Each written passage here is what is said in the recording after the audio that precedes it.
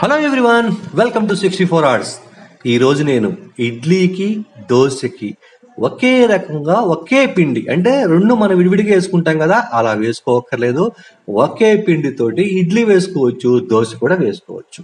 అన్నిటికంటే ముఖ్యంగా మీరు చాలా మంది అందరం తిరుపతి వెళ్ళిన వాళ్ళని, ఆ తిరుపతిలో ఇడ్లీ కానీ దోశ కానీ తినేటప్పుడు ఎంటైర్ మనం తినే ఇడ్లీ దోశకి డిఫరెంట్గా ఉంటుంది. ఎందుకు ఉంటుంది? అది తమిళ స్టైల్. సో మీకు అర్థం కావడం కోసం నేను తిరుపతి స్టైల్ అని చెప్తున్నాను. అలాంటి ఇడ్లీ నోట్లో వేసుకుంటే కరిగిపోయే ఆ దోశ ఇడ్లీని కొలతలతో చూపిస్తాను, పక్కా కొలతలతో. మీరు చూడండి, అక్కడ ఆ కప్పు చూపిస్తున్నారు కదా, మీరు ఏదైనా తీసుకోండి, ఆ కప్పు కొలతని ఫాలో అవ్వండి. ఫస్ట్ ఏం చేస్తారంటే 6 కప్పులు బియ్యం అండి. చూడండి, మీరు ఏం చేస్తారు అంటే మార్నింగ్ పూట నానబోసుకుంటే సాయంత్రానికి చక్కగా నానిపోతాయి. సాయంత్రం మనం చక్కగా మిక్సీనో గ్రైండరో వేసుకోవచ్చు. మరుసటి రోజు దోశ వేసుకోవచ్చు, ఎందుకంటే నైట్ అంతా పులిసిపోద్ది కాబట్టి. చూడండి, మళ్ళీ చెప్తున్నాను, ఆ కప్పుతోటి మీరు ఏ కప్పు అయినా తీసుకోండి, అది వేరే విషయం. ఒక కప్పు పెట్టుకోండి. 6 కప్పులు నేను బియ్యం పోసానండి. ఇది సూపర్ టేస్ట్ ఉంటుందండి. అలాగే 6 కప్పులు మనం బియ్యం పోస్తాం. ఆ తర్వాత ఏం చేద్దాము, మెంతులండి. మెంతులు చూడండి, నేను మెంతులు చూపిస్తాను. ఆ మెంతులు ఏం చేస్తారంటే 6 కప్పులకి 2 స్పూన్లు. ఆ కప్పు కూడా మీరు గమనించారు కదా, ఆ కప్పు నేను ఎంత కప్పుతో వేసానో దానికి ఈ మెంతులు అనమాట. సో దీంట్లో రవ్వ ఉండదు, నేను మళ్ళీ మీకు చెప్తున్నాను. మళ్ళీ అదే కప్పుతో ఏదైతే మనం బియ్యం తీసుకున్నామో ఆ కప్పుతోనే మినపగుళ్ళండి. చూసారు కదా, నేను రవ్వ ఇట్లా ఎక్కడ దీంట్లో చిన్న కిటికీ ఉంది, మీకు 1 by 1 చూపిస్తూ ఉంటాను. చూడండి, ఒక కప్పు మినపగుళ్ళు తీసుకున్నాను. ఇప్పుడు ఏం చేస్తారు అంటే వాటర్ పోయండి. 6 కప్పులు బియ్యానికి వాటర్ మునిగేదాకా పోయండి. అలాగే మినపగుళ్ళలో కూడా పోయండి. ఇది పోసేస్తే ఏమవుతుంది, మనం మార్నింగ్ ఎలాగూ పోసుకుంటాం, కాస్త టిఫిన్ అయిపోయిన తర్వాత ఇది ప్రిపేర్ చేస్తున్నాం అనుకోండి, సాయంత్రానికి చక్కగా నానిపోతాయి. ఆ తర్వాత ప్రొసీజర్ ఏంటో కూడా చూద్దాం. చూడండి, ఆ కప్పు చూడండి, ఆ కప్పు తోటి మనకి 2 కప్పులు రైస్ అవసరం అవుద్ది. మధ్యాహ్నం పూట ఎలాగో రైస్ వండుతారు కదా, 2 కప్పులు విడిగా పక్కన పెట్టండి. నేను ప్రొసీజర్ చూపించేటప్పుడు చూపిస్తాను. అలాగే ఒక ముఖ్యమైన విషయం ఏంటంటే, చాలా మంది ఏం చేస్తున్నారంటే కామెంట్ సెక్షన్లో నాకు ఆ కూర చూపించండి, పచ్చడి చూపించండి ఇలా చెప్తున్నారు. అందులో ఏంటంటే కొన్ని నేను చేశాను, ఆ చేసి మళ్ళీ నేను చేయలేను కదా, అది తెలియకుండా వాళ్ళు ఏం చేస్తున్నారంటే మళ్ళీ కామెంట్ సెక్షన్లో పెడతారు. నేను ఏం చేస్తానంటే కింద డిస్క్రిప్షన్లో నేను లింక్ పెడతానండి, ప్లేలిస్ట్ లింక్. అన్ని దాంట్లో పచ్చళ్ళు సపరేట్, కూరలు సపరేటు, స్వీట్లు సపరేటు అన్నీ పెట్టాను.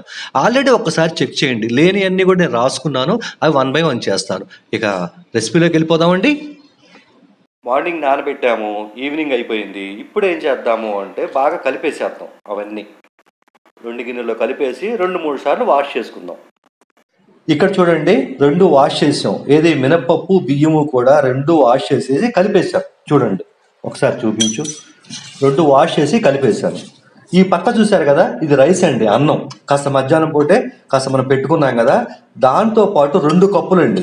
మీరు బాగా గుర్తుపెట్టుకోవాల్సిన విషయం ఏంటి అంటే, మొదటే ఇదంతా కూడా కలిపేయాలి. అంటే గ్రైండింగ్ చేసుకోండి, లేదా మిక్సీ వేసుకోండి, అది మీ ఇష్టం. ఏది చేసుకున్నా సరే ముందే ఏంటంటే ఈ రైసు ప్లస్ మనం నానబెట్టి ఉంచుకున్నాం కదా బియ్యము మినపప్పు, అవన్నీ కూడా కలిపి ఆ తర్వాత మీ టైంని బట్టి, అంటే మిక్సీని బట్టి లేకపోతే గ్రైండర్ని బట్టి మీరు వేసుకోవాలన్నమాట. అది చాలా ముఖ్యమైన విషయం. సో ఇది అర్థమైంది కదండి. ఇక నేను మిక్సీ వేసేస్తాను. మిక్సీ వేసుకున్న తర్వాత పిండి ఎలా ఉందో మీకు చూపిస్తానండి కరెక్ట్గా, ఎందుకంటే మిక్సీ వేయటం నేను చూపించట్లేదు. చూడండి, నేను ఇక్కడ మిక్సీ వేసుకున్నాను. మీరు గ్రైండింగ్ ఉంటే గ్రైండర్లో కూడా వేసుకోండి. పిండి చూడండి, పిండి ఏ పొజిషన్లో మనం వేసుకోవాలో ఒక్కసారి చూడండి, గమనించండి. అలా వేసుకున్న తర్వాత ఏం చేస్తారు అంటే కనుక మూత పెట్టి రాత్రంతా ఉంచాలి. దానికంటే ముందు ముఖ్యమైన విషయం ఏంటంటే, గిన్నె చూశారు కదా, పిండి సగానికే ఉంది. పెద్ద గిన్నె తీసుకోండి, పిండికి ఖాళీ ఉండాలన్నమాట. ఎందుకంటే రాత్రంతా పులిసి పొంగుద్ది కాబట్టి. మరి పొద్దున్నే చూద్దామా? సో మార్నింగ్ అయిపోయింది కదా, ఇప్పుడు చూద్దాం. చూసారు కదా, నిన్న ఏం చేసాము మనం, సగమే ఉంది పిండి. ఇప్పుడు చూసారు ఎంత పొంగిందో. సో ఇప్పుడు ఏం చేద్దామంటే బాగా కలిపేసేయండి. బాగా కలిపేసేసుకొని కొద్దిగా ఉప్పు అండి, మరి ఎక్కువ వేసుకోపాకండి. ఉప్పు కూడా వేసి కలిపేసేద్దాం. ఫస్ట్ ఇడ్లీ వేద్దాం, దోశ వేద్దామా? ఫస్ట్ దోశ వేసేద్దాం.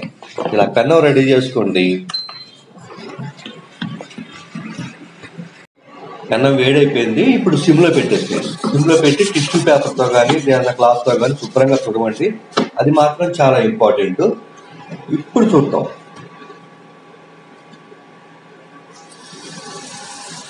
చూడండి, మన తిరుపతిలో తిన్న దోశ గుర్తు తెచ్చుకోండి, సేమ్ అలాగే వస్తుంది, ఆ టేస్ట్ కూడా వస్తుంది అన్నమాట. ఇప్పుడు తీసేద్దామండి.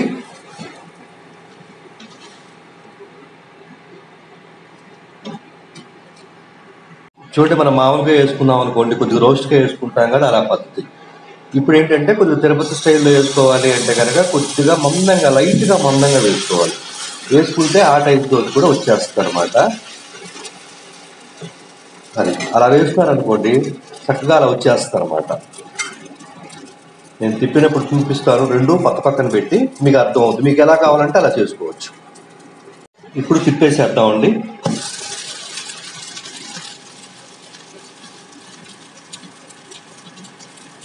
మళ్ళీ ఒకసారి తిప్పేద్దాము. ఇప్పుడు మట్ట పెట్టేద్దాము. ఓకేనా? మీకు ఇప్పుడు ఎలా కావాలంటే అలాగా, రోస్ట్ అయితే రోస్ట్ చేసుకోండి, ఆ స్టైల్ కావాలంటే ఆ స్టైల్ వేసుకోండి. మళ్ళీ ఇడ్లీ కూడా చూడాలి కదా, తిరుపతి స్టైల్ ఇడ్లీ, అవి కూడా ఒకసారి చూడండి. ఇడ్లీ కూడా వేసేసుకుందామండి. ఇడ్లీ కూడా మీరు చూడండి, ఎందుకంటే ఎలా వస్తాయి నేను చూస్తే మీకు కరెక్ట్గా అర్థం అవుద్ది అనమాట. వీలుంటే క్లాత్ వేసుకోండి, క్లాత్ మీద ఇడ్లీ పిండి వేసుకోండి, ఇంకా బాగా వస్తాయి. ఆ ఇడ్లీ కూడా మీకు ఒక్కసారి చూపిస్తాను. అలాగే ఏం చేస్తానంటే దీంట్లో చట్నీ కూడా కావాలి కదా, మంచి బ్రహ్మాండమైన వెల్లుల్లి చట్నీ కూడా నేను దీనికి కంటిన్యూషన్, అంటే నెక్స్ట్ వీడియో దీనికి ఈ చట్నీకి అంటే ఇడ్లీ దోశకి ఒకేసారి మనం వేసుకుంటాం కదా, ఈ రెండింటికి సరిపోయే చట్నీ కూడా నేను చూపిస్తానండి. దీని కంటిన్యూషన్ అంటే 7:30కి నేను పెడతాను. ఇది మళ్ళీ నెక్స్ట్ వీడియో 7:30కి వచ్చేస్తుంది. కొద్దిగా వాటర్ పోసేద్దాము. ఏమంటే ఇదంతా కూడా మీడియం మంట మీద 15 minutes కుక్ చేసుకోండి, కరెక్ట్గా వస్తుంది అన్నమాట ఇడ్లీ. నేను అలా కట్ చేయడం కూడా లైట్గా తుంపి చూపిస్తాను, ఇప్పుడు మీకు కరెక్ట్గా అర్థం అవుద్ది ఆ తిరుపతి స్టైల్లో వచ్చినాయా రాలేదా అన్న విషయం.